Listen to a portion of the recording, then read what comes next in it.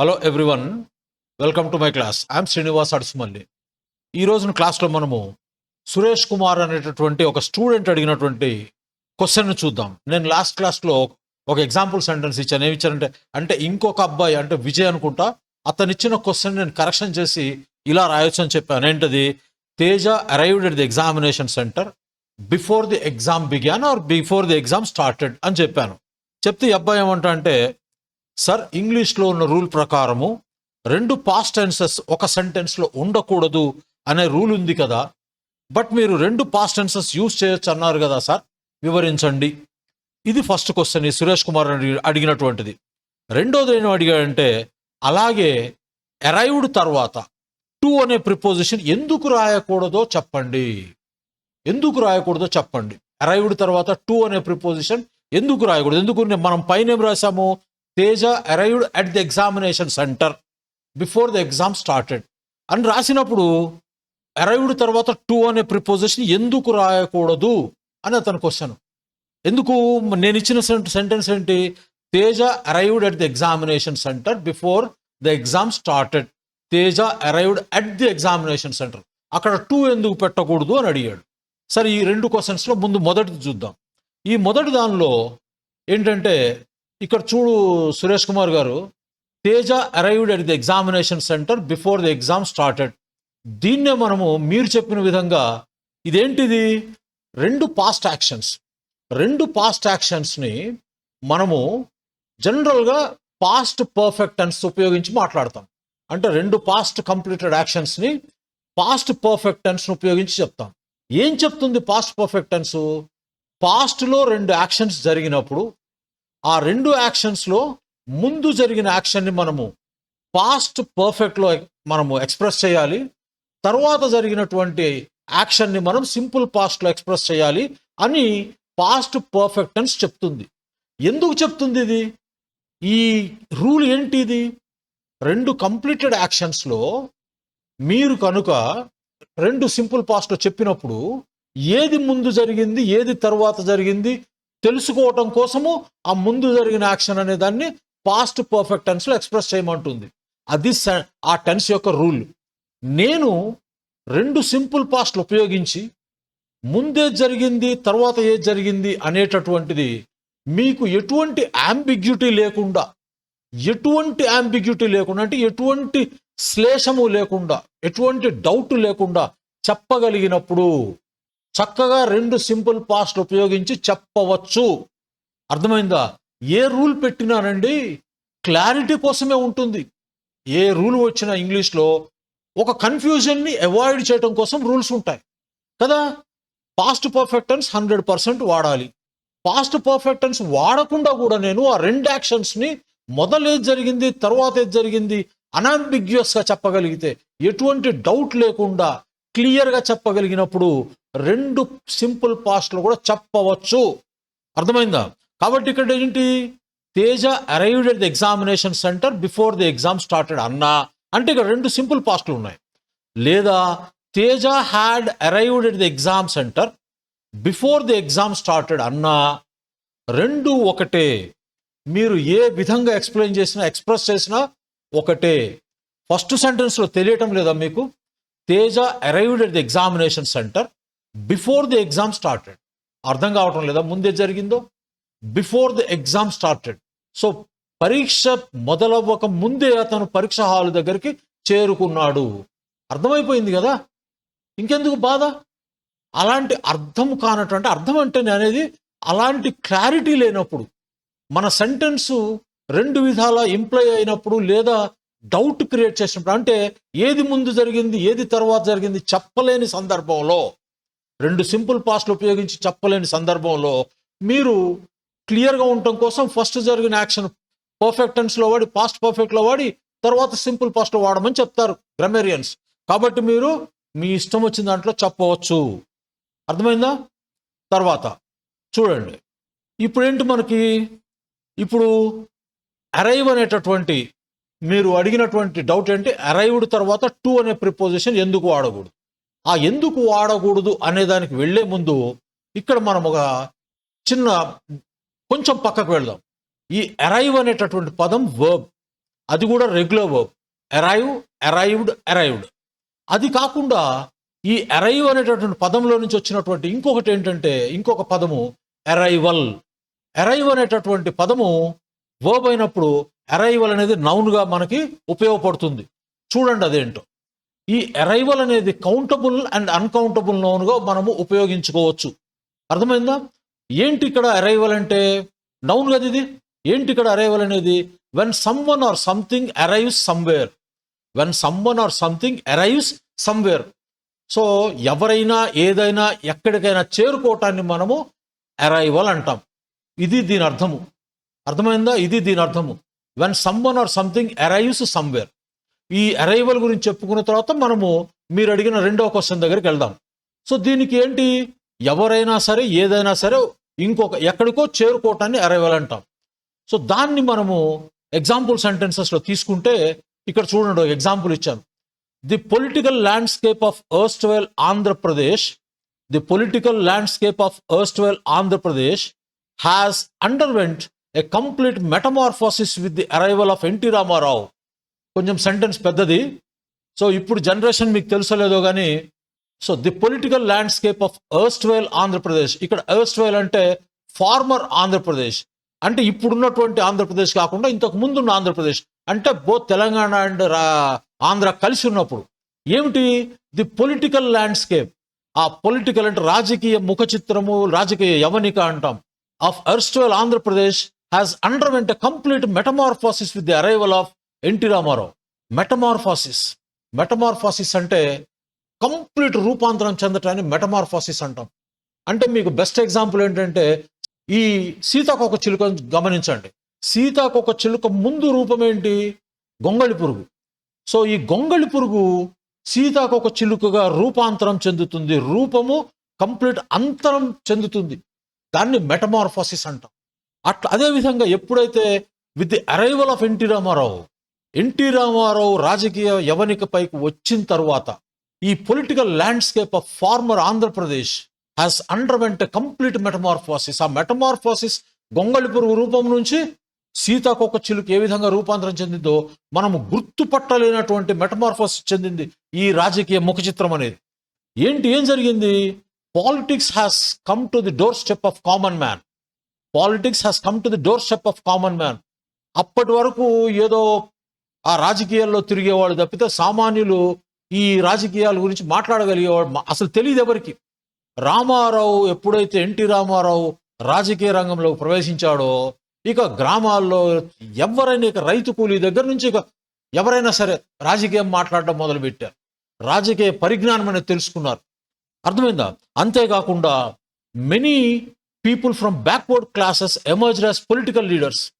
చాలామంది backward classes నుంచి, ముఖ్యంగా తెలంగాణ అవనివ్వండి, ఉత్తరాంధ్ర అవనివ్వండి, అటు వెళ్తే మీకు రాయలసీమ అవనండి, బ్యాక్వర్డ్ క్లాసెస్ నుంచి చాలామంది రాజకీయ నాయకులుగా ఈ పొలిటికల్ ల్యాండ్స్కేప్ మీదకి వచ్చారు. సో అలా చెప్తామన్నమాట. తర్వాత ఇంకొక ఎగ్జాంపుల్ ఏంటంటే only the timely arrival of the police prevented the situation from becoming worse. Only the timely arrival of the police. So police వారు టైంకి రావటం అనేది చూసారా, అది ఏం చేసింది? Prevented the situation from becoming worse. So ఈ సిచ్యువేషను మరీ చేయి దాటిపోకుండా కాపాడగలిగారు వాళ్ళు, అంటే ఆపగలిగారు దాన్ని prevented the situation from becoming worse అలా చెప్తాం. తర్వాత the prime minister spoke to reporters shortly after his arrival.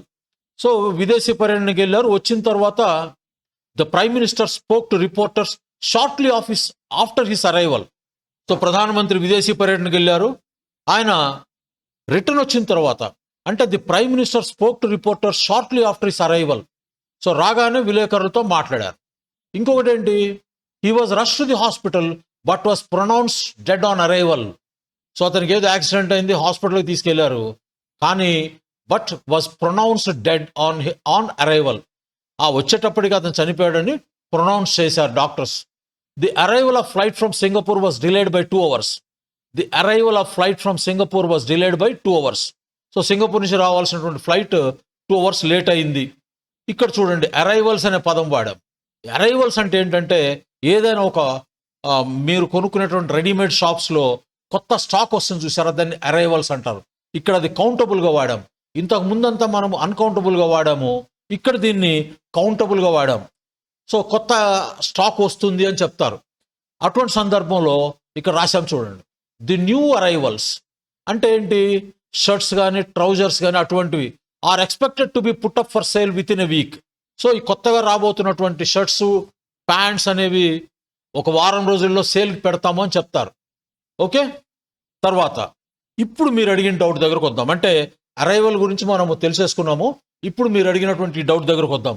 ఏంటి డౌట్ మీరు అడిగింది? అరైవ్డ్ తర్వాత టు అనే ప్రిపోజిషన్ ఎందుకు వాడకూడదు?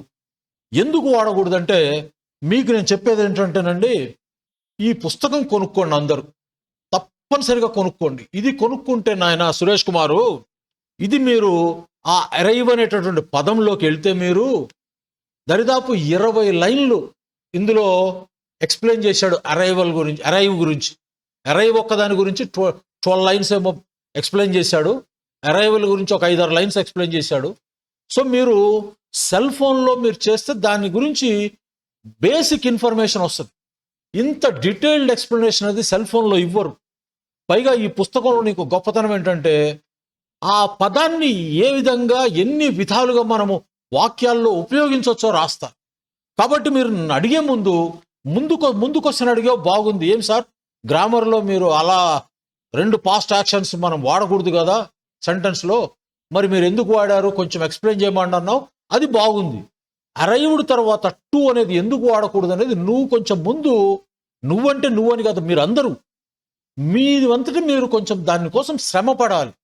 శ్రమ పడ్డ తర్వాత కూడా మీకు వల్ల కానప్పుడు నన్ను అడగాలి. మొన్న ఒక అబ్బాయి అడిగాడు, సార్ ఫేర్వెల్కి ఫ్రెషర్స్కి సెండ్ ఆఫ్కి తేడా ఏంటి సార్ అని అడిగాడు. అంటే మీనింగ్స్ చెప్పడం అండి నా పని. ఈ పుస్తకము తప్పనిసరిగా కొనుక్కోండి. ఇటువంటి పుస్తకం కొనుక్కోకుండా మీరు ఇంగ్లీష్ నేర్చుకుందాం అనుకోవటం చాలా అత్యాశ అవుతుంది. అది నా దగ్గర 4 డిక్షనరీలు ఉన్నాయి. ఏదైనా కొంచెం గట్టి పదం వస్తే 4 డిక్షనరీలు చూస్తా నేను. అర్థమైందా? కాబట్టి డిక్షనరీ లేకుండా నేను ఇంగ్లీష్ నేర్చుకుంటానంటే తప్పండి. అది మీరు శ్రమ పడాలి. స్పూన్ ఫీడింగ్ కోసము ఆశించవద్దు. మీరు కష్టపడి మీ వల్ల కానివి నన్ను అడగండి. అందులో గనక మీరు వెళ్ళి అరైవ్ గనక చూస్తే మీరు నన్ను డౌట్ అడిగేవాళ్ళు కాదు. ఏంటి డౌటు చూడండి, అరైవ్కి మీ తర్వాత మీరు టు ఎందుకు వాడకూడదు అన్నారు. అరైవ్ అంటే అర్థం ఏంటండి అసలు? ఫస్ట్ అరైవ్ తర్వాత టు ఎందుకు వాడకూడదు అన్నారు. టు అసలు ఎప్పుడు వాడతాము, ఎందుకు వాడతాము? మీకు చాలా సందర్భాల్లో చెప్పాను. సెంటెన్స్లో ఆ సబ్జెక్ట్ గనక కదలిక ఉంటే, మోషన్ ఉంటే, ఒక ప్లేస్ నుంచి ఇంకొక ప్లేస్కి ప్రయాణం అనేది ఉంటే అక్కడ మీరు టు వాడాలి. టు ఇంకా మిగతా చాలా విడి సందర్భాల్లో వాడతాం. కానీ ఒక సందర్భం ఏంటంటే ఆ సబ్జెక్టు ఒక ప్లేస్ నుంచి ఇంకొక ప్లేస్కి మూమెంట్ ఉన్నప్పుడు మీరు టు అనే ప్రిపోజిషన్ వాడాలి. అంటే టు వాడినప్పుడు అర్థం ఏంటనుకున్నారు? ఆ మూమెంట్ నువ్వు ఇక్కడి నుంచి కదిలేవు అంటే అర్థం ఏంటి? నీకు ఒక డెస్టినేషన్ ఉంటుంది, ఒక గమ్యం ఉంటుంది. ఆ గమ్యము ఉన్నది అనుకున్నప్పుడు మీరు టు అనేటటువంటి ప్రిపోజిషన్ వాడాలి. అర్థమైందా? మీ అందరికీ తెలిసిందేంటి? She goes to college. So goes అనేటటువంటి దాంట్లో, గో అనే దాంట్లో మూమెంట్ ఉంది. అతను మార్కెట్కి వెళ్తుంటాడు, ఆమె కాలేజీకి వెళ్తుంటుంది. సో వాళ్ళకి డెస్టినేషన్ ఏంటి? అతనికేమో మార్కెట్, ఈమెకేమో కాలేజ్, గమ్యము. కాబట్టి టు అనేది ఎప్పుడు వాడతాము? కదలిక ఉండాలి, ఆ కదలికకు ఒక గమ్యం ఉండాలి. అటువంటి సందర్భంలో మీరు టు వాడతారు. కానీ ఇక్కడ ఏంటి? అరైవ్. అరైవ్ అంటే అర్థం ఏంటి? ఆ డిక్షనరీలో చాలా క్లియర్గా ఫస్ట్ ఎక్స్ప్లెయిన్ చేస్తాడు. ఆ అరైవ్ అనే పదానికి చక్కటి మీనింగ్ ఇస్తాడు. చూడండి ఏంటిది, అందులో ఇచ్చిన మీనింగే ఇచ్చా నేను. To get to a place. To get to a place, ఒక ప్లేస్ దగ్గరికి చేరటం. ఎప్పుడు? Especially after the end of a journey. Especially after the end of a journey. So ఒక ప్రయాణము చేసి ఆ ప్రయాణము చివరన నువ్వు చేరినటువంటి గమ్యస్థానమే అరైవ్. అంటే ఆ గమ్యస్థానానికి నీవు చేరినప్పుడే అరైవ్. అర్థమైందా? కాబట్టి టు అనేది ఎప్పుడు రావాలని చెప్పాను? నీకు ఎదురుగా గమ్యస్థానం కనిపించాలి, అప్పుడు టు వాడాలి. ఇక్కడేంటి అరైవ్ అంటే నువ్వు ఆల్రెడీ గమ్యస్థానానికి వచ్చేసావు. వచ్చేసిన తర్వాత ఇంకా టు ఎలా వాడతావు? ఈ మీనింగ్ కనుక నీకు అర్థమవుతుంది. అది to get to a place especially after the end of the journey. ఈ మీనింగ్ నీకు అర్థమవుతుంది. To get to a place especially after the end of a journey. So ఒక ప్రదేశానికి చేరటం ఎప్పుడు ఒక జర్నీ ఆఖరి మజిలీలో అటువంటి సందర్భంలో వాడతాం ఇది అరైవ్ అనే పదాన్ని. దీని తర్వాత టు ఎలా వస్తుంది? గమ్యస్థానానికి చేరిపోయావు నువ్వు ఆల్రెడీ. సో ఇక్కడ ఎగ్జాంపుల్స్ చూడండి. I weighted at the reception until the doctor arrived. I weighted at the reception until the doctor arrived. So doctor వచ్చే వరకు నేను అక్కడ రిసెప్షన్ దగ్గర వెయిట్ చేశాను. ఇంకొక అర్థం ఏంటి? To be brought something to somebody. ఎవరికైనా ఏదైనా తీసుకొని రావటాన్ని కూడా అరైవ్ అంటాం. ఇది చూడండి, సంథింగ్ టు సంబడి, ఇక్కడ అర్థం అది. ఇక్కడ ఎగ్జాంపుల్ చూడండి. A letter arrived for you this morning. ఈరోజు ఉదయం నీ కోసము ఒక లెటర్ వచ్చింది. A letter arrived for you this morning. అదేవిధంగా submit your application to arrive by 12th June. Submit your application to arrive by June 12th. We eagerly waited for the pizza to arrive at our doorstep. We eagerly waited for the pizza to arrive at our doorstep. So మనకు delivery ఇస్తారు కదా, ఆ delivery ఇవ్వటం కోసం wait చేస్తూ ఉన్నాం. తర్వాత we waited for the news to arrive. We waited for the news to arrive. So ఆ వార్త మా దగ్గరికి చేరటానికి మేము వేచి ఉన్నాము అనే సందర్భంలో వాడతాం. ఇక మీరు అడిగినట్లు అరైవ్ తర్వాత కొన్ని ప్రిపోజిషన్స్ ఉన్నాయి, వాటినే మనం కల్లొకేషన్స్ అంటాం. కల్లొకేషన్స్.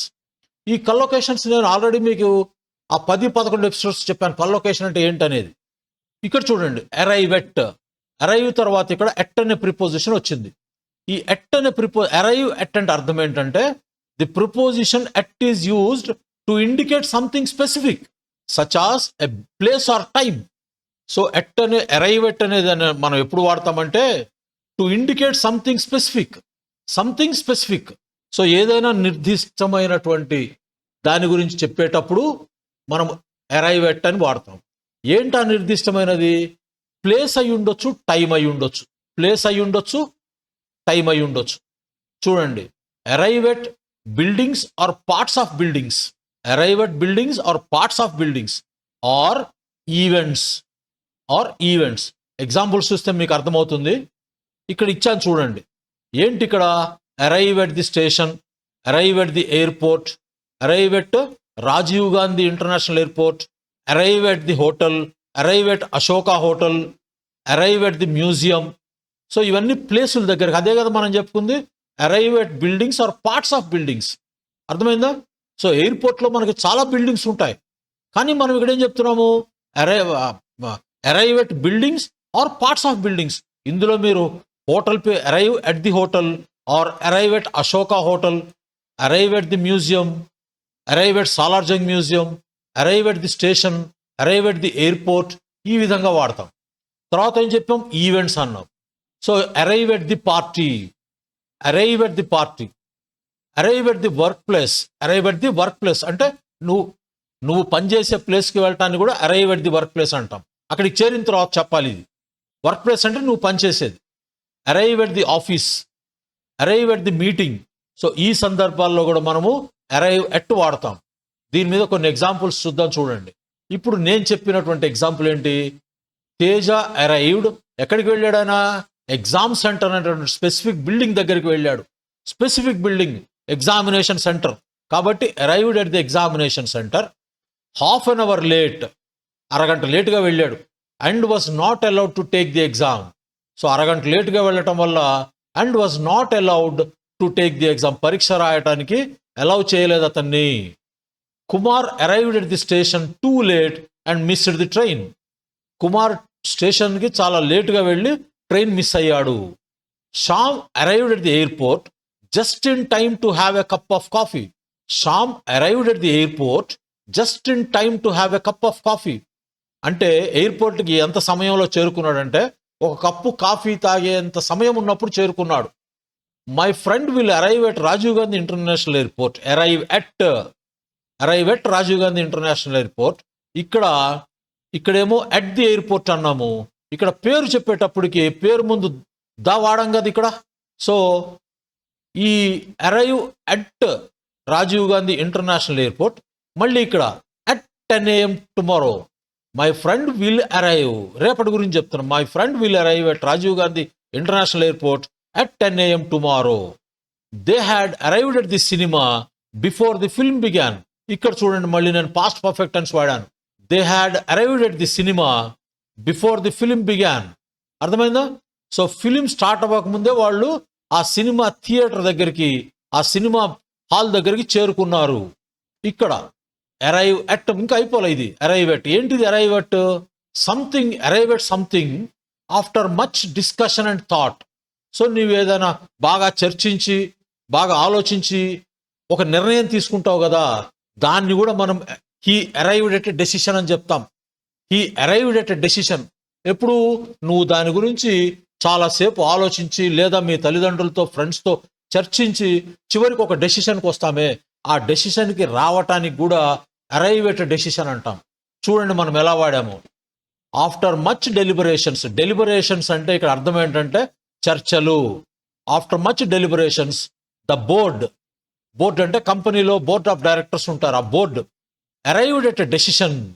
సో చివరికి చాలాసేపు చర్చలు జరిగిన తర్వాత ఆ కంపెనీ బోర్డు ఒక డెసిషన్కి అరైవ్ అయ్యారు. The police arrived at the truth after thorough investigation.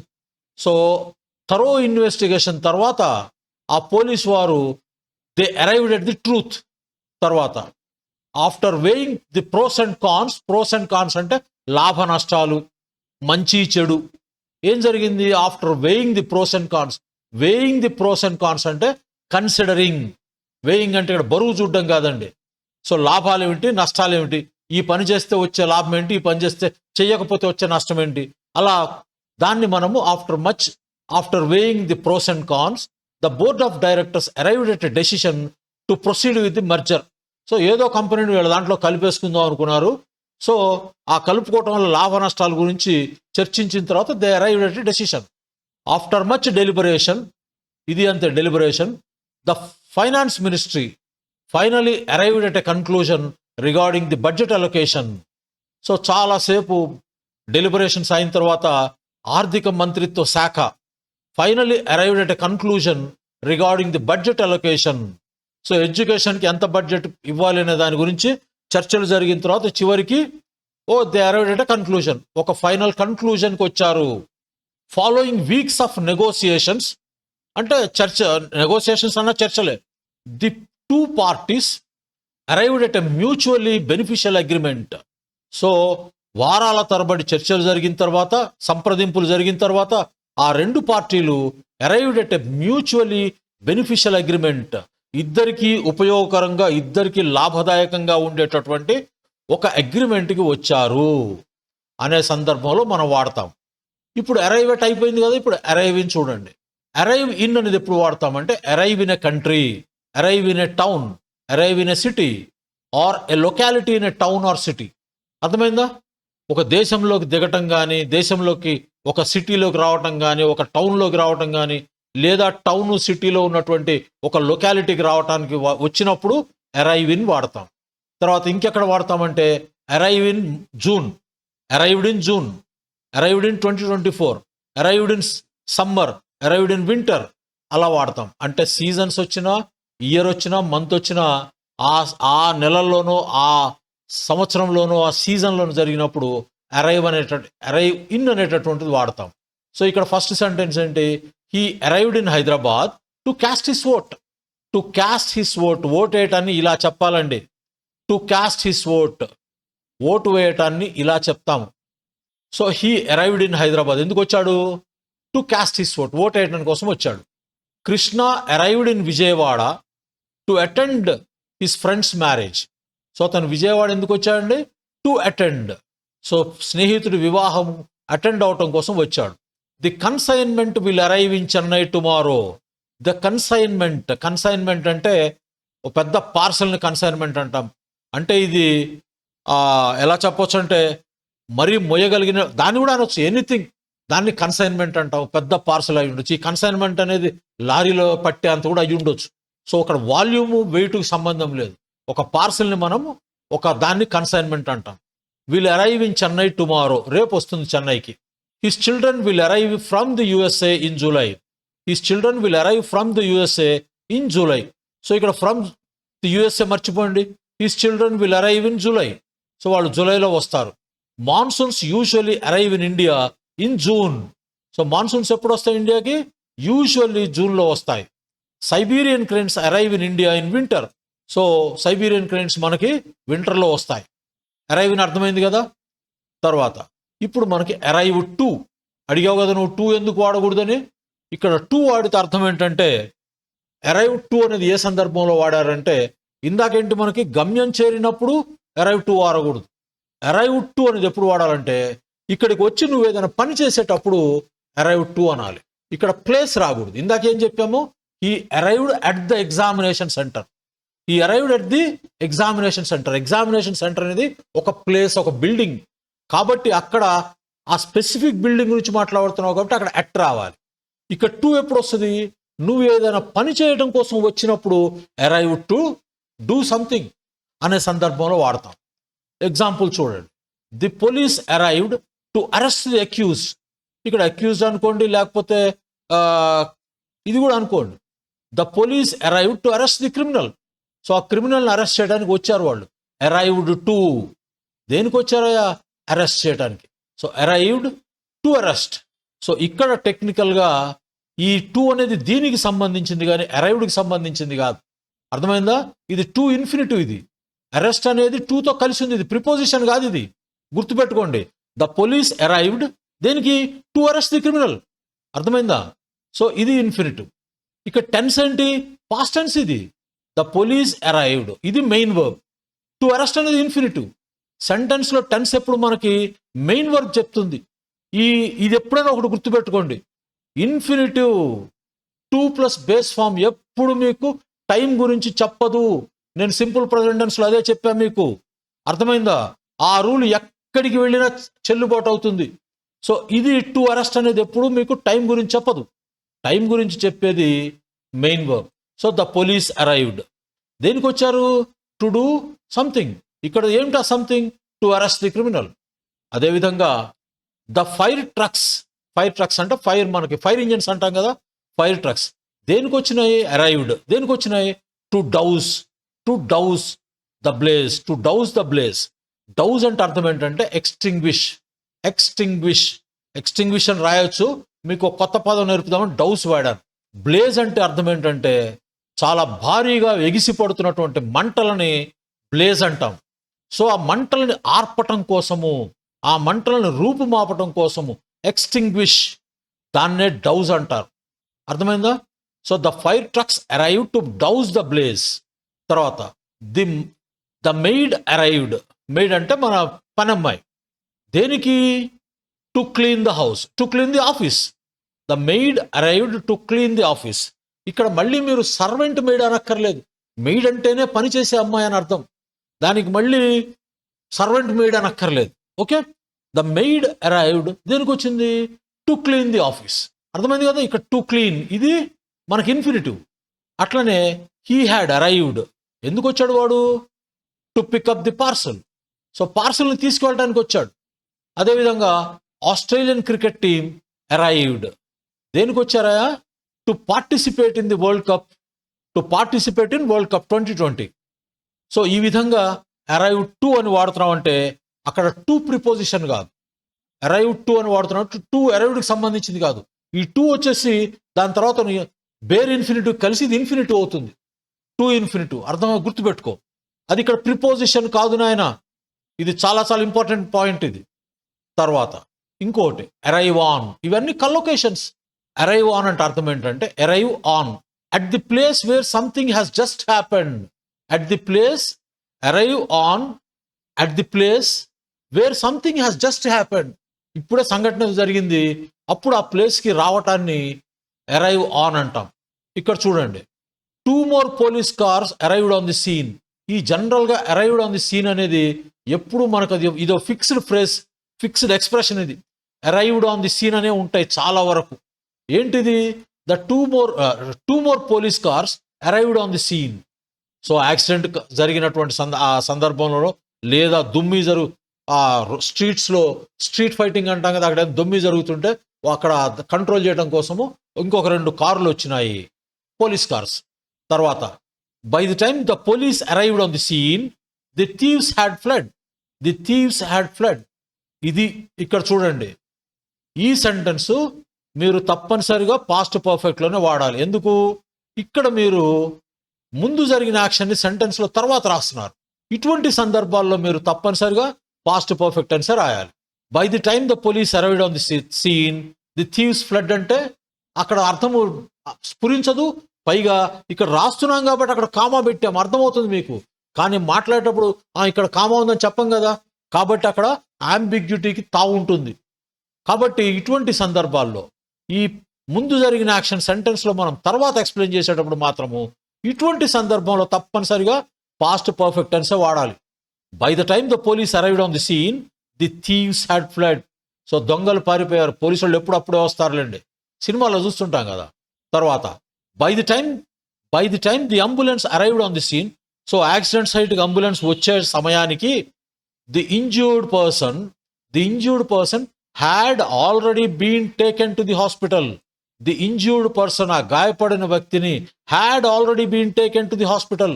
ఇదిగో ఇక్కడ మళ్ళీ మనము చక్కగా పాస్ట్ పర్ఫెక్ట్ టెన్స్ వాడాము. So by the time the ambulance arrived on the scene, comma the injured person had already been taken to the hospital. So ఇక్కడ ఒక్కడే కాబట్టి injured person అన్నాం. ఓకే, ఇక్కడ జాగ్రత్తగా ఈ పాయింట్ చూసుకోండి. When the fire fighters arrived on the scene, so fire fighters అన్నా fire fighters అంటాం, ఫైర్ ట్రక్స్ అంటాం కదా. ఫైర్ ఫైటర్స్ అంటే దానిలో వచ్చేటటువంటి ఆ పర్సనల్ని ఫైర్ ఫైటర్స్ అంటారు. ఈవెన్ వాటిని కూడా ఫైర్ ఫైటర్స్ అనవచ్చు, ఆ ఫైర్ ట్రక్స్ని కూడా ఫైర్ ఫైటర్స్ అనవచ్చు. ఓకే, అవి వచ్చేటప్పటికి ఎక్కడికి, సీన్ మీదకి వచ్చేటప్పటికి the fire had already been extinguished by the neighbours. So ఆ ఇంటి పక్కన ఉన్న వాళ్ళు the fire had already been extinguished. ఇది కూడా మళ్ళీ పాస్ట్ పర్ఫెక్ట్ టెన్స్లోనే ఉంది. హ్యాడ్ ఆల్రెడీ బీన్ ఎక్స్టింగ్విష్డ్, ఆ ఫైర్ని ఆపేశారు. ఎవరి వల్ల? By the neighbours. So neighbours అందరూ కలిసి ఆ ఫైర్ ఫైటర్స్ సీన్ మీదకి వచ్చేటప్పటికే పక్కింటి వాళ్ళు, బజార్లో వాళ్ళు ఆ ఫైర్ని డౌజ్ చేసేసారు, ఎక్స్టింగ్విష్ చేసేసారు. సో అదనమాట అరైవ్ ఆన్ అనేది. మనము అరైవ్ ఆన్ ది సీన్ అనేది ఎప్పుడు మీరు ఫిక్స్డ్ ఎక్స్ప్రెషన్ అది. మరి అరైవ్ ఆన్ అనేది ఇంకా అయిపోలా. Arrive on a day or on something, arrive on a day or on something. So దేని మీదకైనా నువ్వు వచ్చినప్పుడు అరైవ్ ఆన్ అండ్ సంథింగ్ అంటే అంతే కదా. అరైవ్ ఆన్ సంథింగ్ అంటే దేని మీదకైనా వచ్చినప్పుడు, లేదా ఏదైనా రోజున వచ్చినప్పుడు అరైవ్ ఆన్ ఎ డే అంటాం. The flight is scheduled to arrive on Friday afternoon. The flight is scheduled to arrive on Friday afternoon. So ఆ ఫ్లైట్ ఎప్పుడు వస్తుందండి? ఫ్రైడే ఆఫ్టర్నూన్ వస్తుంది. ఈజ్ షెడ్యూల్డ్ టు అరైవ్, అది అప్పటికి వస్తుంది. We plan to arrive on the island by boat. So island మీద కదా మనం వెళ్ళేది, ఆ ద్వీపం మీదకి వెళ్తాం. So we plan to arrive on the island by boat. The train is due to arrive on platform 3. So platform 3 మీదకి వస్తుంది అంటాం కదా, కాబట్టి ఇక్కడ ఆన్ అనేటువంటి ప్రిపోజిషన్ వస్తుంది. So the train is due to arrive on platform 3. Platform number 3 అనక్కర్లేదు ఇక్కడ. The shipment అన్నా కన్సైన్మెంట్ అన్నా, మరి పార్సల్ అంటే చిన్నదండి. ఆ కన్సైన్మెంట్ చిన్నది ఉంటే జనరల్ పార్సల్ అంటాం. పెద్దదైతే మనకి కన్సైన్మెంట్ అని కానీ షిప్మెంట్ కానీ అంటాం. ద షిప్మెంట్ అంటే మీరు ఇది షిప్ మీద వచ్చేదాని భావనలో ఉండకండి. షిప్మెంట్ అంటే మళ్ళీ ఓ పడవలో పెద్ద కంటైనర్లో వస్తుంది అనుకోని అవసరం లేదు. ఇంత ప్యాకెట్ అయినా మనకి అమెజాన్లో మనం డెలివరీ తీసుకున్నా కూడా, ఆర్డర్ పెట్టినా కూడా దాన్ని షిప్మెంట్ అనొచ్చు, లేదా కన్సైన్మెంట్ అనొచ్చు, లేదా పార్సల్ అనొచ్చు. ఓకే, సో ఏంటి ఇక్కడ? The shipment is expected to arrive on the next truck. ఈ ట్రక్లో రాలా, నెక్స్ట్ ట్రక్లో వస్తుంది అని చెప్తున్నాం. Is expected to arrive on the next truck మీద వస్తుంది. ఇన్ ది నెక్స్ట్ ట్రక్ అనకూడదు, జనరల్గా ట్రక్ మీద వస్తుంది అంటాం. తర్వాత ఇది మరీ ఇంపార్టెంట్, ఇది అరైవ్ తర్వాత అసలు ప్రిపోజిషన్ కూడా వాడనవసరం లేదు. ఎందుకు వాడనవసరం లేదంటే ఒకటి గుర్తుపెట్టుకోండి, అరైవ్ అనేది ఏంటి? అరైవ్ అనేది వర్బ్. ఈ వర్బ్ తర్వాత కనుక మీరు ఏదైనా యాడ్వర్బ్ కానీ యాడ్వర్బియల్ ఫ్రేజ్ కానీ వాడారనుకోండి, వర్బ్ తర్వాత యాడ్వర్బ్ ఫ్రేజ్ వాడినప్పుడు మధ్యలో ఇంకేమి ఇరికించకూడదు. వర్బ్ దాన్ని క్వాలిఫై చేసి యాడ్వర్బ్, కాబట్టి మధ్యలో ఇంకేమి ఇరికించకూడదు. కాబట్టి అరైవ్ తర్వాత కనుక దాన్ని క్వాలిఫై చేస్తే ఇంకొక యాడ్వర్బ్ వాడితే మనం ఏ ప్రిపోజిషను వాడనవసరం లేదు. ఇక్కడ చూడండి, అరైవ్ హోమ్ అనేది నౌన్ కాదండి, నౌన్ కాదమ్మా ఇది. ఈ సందర్భంలో ఇది యాడ్వర్బ్. ఇది అందుకనే అరైవ్ టు హోమ్ అనం. ఈ అరైవ్ టు హోమ్ అనకూడదు. అర్థమైందా? Arrive home, arrive tomorrow. Tomorrow ఏంటి? యాడ్వర్బ్ అది. Arrive yesterday, he arrived yesterday. Yesterday అనేది adverb. Arrive early, arrive late, arrive here, arrive there. అంటే ఇందులో హోమ్ అన్నా, టుమారో అన్నా, ఎస్టర్డే అన్నా, ఎర్లీ అన్నా, లేట్ అన్నా, హియర్ అన్నా, దేర్ అన్నా, ఇవన్నీ యాడ్వర్బ్స్ అంటే. ఈ యాడ్వర్బ్స్ వస్తున్నాయి కాబట్టి ఇక్కడ దాని అరైవ్ తర్వాత అనే వర్బ్ తర్వాత ఎటువంటి ప్రిపోజిషన్ వాడకూడదు. All the employees arrived early for the meeting. So అరైవ్డ్కి ఎప్పుడు వచ్చారు? ఎర్లీ. ఈ ఎర్లీ అనే పదం ఎవరిని క్వాలిఫై చేస్తుంది? అరైవ్ అనేటటువంటి వర్బ్ని క్వాలిఫై చేస్తుంది. అంతే కదా? వాళ్ళు వచ్చారు. ఎప్పుడు వచ్చారు? మీటింగ్కి ముందుగానే వచ్చారు. అందుకోసము ఇది యాడ్వర్బ్. తర్వాత I arrived at the station after the scheduled departure time. I arrived at the station after the scheduled departure time. So train 10:20కి వెళ్తుందంటే నేను 10:30కి వచ్చా. So I was able to meet you as the train arrived late. So నేను వచ్చినప్పటికీ I was able to meet you as the train arrived late. Train లేట్గా వచ్చింది కాబట్టి నేను నిన్ను కలవగలిగాను. I was pleased to hear you arrived home safely. I was pleased to hear you arrived home safely. So నీవు ఇంటికి సేఫ్గా వెళ్ళావని వినటం అనేది నాకు చాలా ప్లీజింగ్గా ఉంది. The parcel arrived yesterday. So the parcel arrived yesterday, నిన్న వచ్చింది పార్సల్. సో ఎస్టర్డే యాడ్వర్బ్ అది, కాబట్టి మధ్యలో ఎటువంటి ప్రిపోజిషన్ వాడము. My friend will arrive tomorrow. I am in a dire situation. నేను చాలా ఇబ్బందికరమైనటువంటి పొజిషన్లో ఉన్నాను. I believe someone will arrive here to help me. So నాకు సహాయం చేయడానికి ఎవరో ఒకరు ఇక్కడికి వస్తారు అని నేను నమ్ముతున్నాను అనే సందర్భంలో వాడతాం. అర్థమైందా? కాబట్టి అరైవ్ అంటే ఇంత ఉంది ఒక పదానికి. ఇది చాలా ఇంపార్టెంట్ కాబట్టి దీని గురించి ఇంత డీటెయిల్గా చెప్పాల్సిన అవసరం వచ్చింది. లేకపోతే దీనికి 45 ఎగ్జాంపుల్స్ ఇచ్చాను, 45 సెంటెన్సెస్. ఇలా ఎగ్జాంపుల్స్ ఇవ్వటం కోసమే నా క్లాసులు లేట్ అవుతున్నాయి. లేట్ అవ్వకుండా ఉండటానికి ప్రయత్నం చేస్తాను. రెండోది, దీనికి నోట్స్ ఇస్తాను. చక్కగా మీరు నోట్స్ 5-6 సార్లు చదవండి. ఇంకా మీరు అరైవ్ గురించి మీకు ఎప్పుడు తప్పులు రావు, తప్పులు చెయ్యరు. ఓకే, నెక్స్ట్ క్లాస్లో కలుద్దాం. అప్పటి వరకు టేక్ కేర్. Bye bye.